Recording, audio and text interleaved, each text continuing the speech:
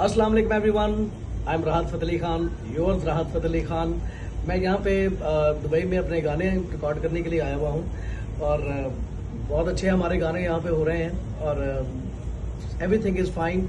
और मैं यही आपसे गुजारिश करूँगा कि घटिया अफवाहों पे बिल्कुल भी कान ना धरें।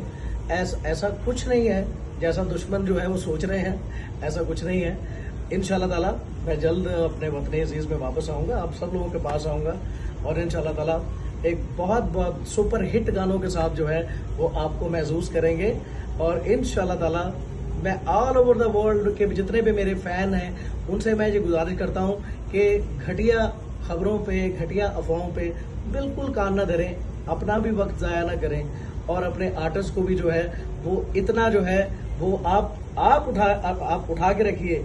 आपने उठाना है तो आपका आर्टिस्ट जो है वो आपके साथ खड़ा है। तो इंशाल्लाह ताला you are my power, my audience, my fans और माई पावर।